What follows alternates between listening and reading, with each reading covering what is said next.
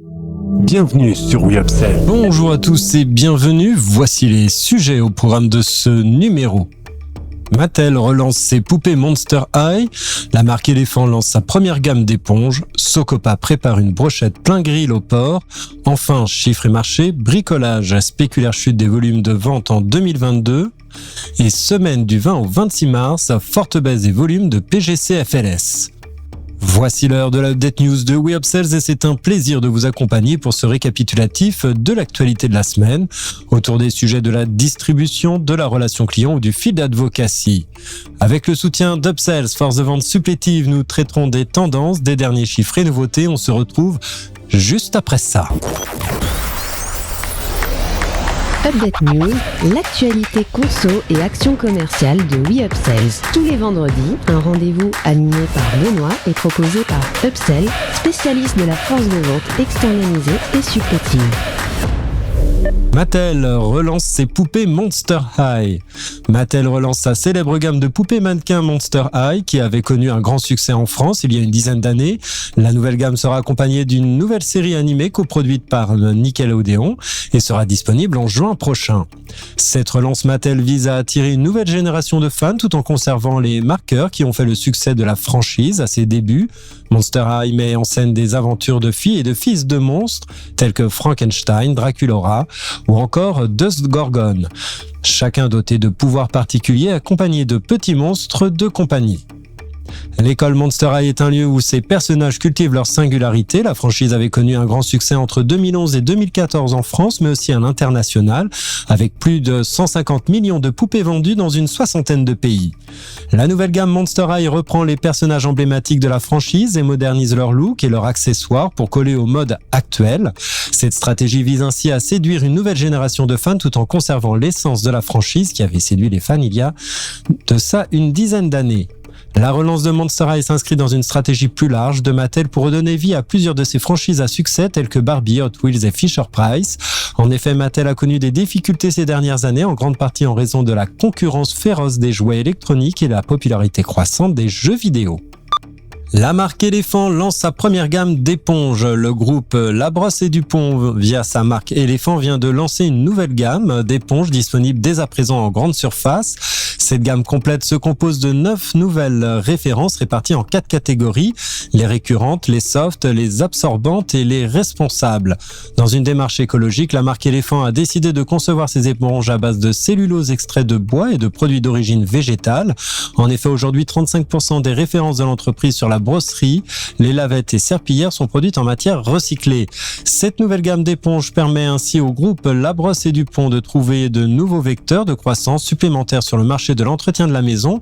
Cette nouvelle gamme d'éponges écologiques, la marque Éléphant montre son engagement en faveur de l'environnement et répond aux attentes de plus en plus importantes de consommateurs en matière de développement durable. En offrant des produits de qualité respectueux de l'environnement, la marque peut espérer fidéliser sa clientèle et attirer de nouveaux clients sensibles à ses préoccupations environnementales. Socopa, une brochette plein grill au porc. Socopa, leader français des produits de viande, élargit sa gamme de brochettes plein grill avec une nouvelle recette de brochettes à base de porc. Cette décision intervient alors que les brochettes ont connu une croissance de 11,6% en volume en 2022 et que ce segment de produits est très apprécié par les consommateurs, en particulier les familles de CSP modestes ou moyennes. La gamme plein grill est une alternative moins chère de 15 à 20% à la gamme traditionnelle de brochettes. Elle est particulièrement populaire auprès des consommateurs en quête d'un produit abordable sans sacrifier la qualité. Cette nouvelle recette de brochette à base de porc rejoint les 4 autres recettes préexistantes à base de viande de bœuf hachée. Selon Stéphanie Cabagnol, chef de produit GMS chez Socopa, la tendreté est le premier critère recherché par les consommateurs. C'est pourquoi l'industriel continue de pousser sa gamme de brochettes extra tendres. La nouvelle recette de brochette à base de porc est également fabriquée avec des produits d'une qualité irréprochable. La DLC, date limite de consommation, est de 9 jours, soit 2 jours de plus que les autres recettes, pour une qualité de conservation optimale. Avec cette nouvelle offre, Socopa espère fidéliser davantage ses clients en quête de qualité et d'abordabilité et continue sa croissance dans le segment des brochettes. Enfin, chiffres et marchés. Secteur bricolage, spectaculaire chute des volumes de vente en 2022. Le marché du bricolage a été durement touché en 2022 avec une baisse spectaculaire des volumes de vente dans les grandes surfaces spécialisées. Selon une enquête menée par l'INOA, l'association professionnelle des industriels du nouvel habitat, les volumes de vente ont baissé de 15% en 2022 par rapport à l'année précédente. La situation est particulièrement préoccupante pour le rayon jardin qui a enregistré une baisse de 40% des volumes de vente, suivi de l'outillage, moins 19%, de la quincaillerie, moins 18% et du bois menuiserie, moins 16%. Les causes de cette baisse sont multiples, mais les arbitrages effectués par les consommateurs en faveur des autres secteurs semblent être la principale raison. La crise du pouvoir d'achat a contraint les ménages à faire le choix dans leurs dépenses et le bricolage n'a pas été leur priorité. Les adhérents d'INOA, principalement des PME, ont vu leur marge se détériorer malgré une augmentation des prix pour compenser partiellement les coûts des matières premières. Ces derniers ont également été confrontés à des surstocks chez les distributeurs, ce qui a entraîné une compression de leur carnet de commandes. La contraction du marché de l'immobilier a également pesé sur l'activité des entreprises du secteur du nouvel habitat. Cette baisse d'activité, associée à une consommation en berne, fragilise les entreprises et ne leur laisse guère d'optimisme pour les mois à venir. Forte baisse des PGCFLS la semaine du 20 au 26 mars 2023. Les évolutions valeurs et volumes des PGCFLS fléchissent nettement lors de la 4e semaine de mars. Le rythme de progression des ventes valeurs est presque 2 fois moins élevé que celui de l'inflation et les pertes en volume sont conséquentes. S'il est difficile d'interpréter les données à l'échelle hebdomadaire, nous pouvons néanmoins supposer que les grèves ont perturbé les courses des Français.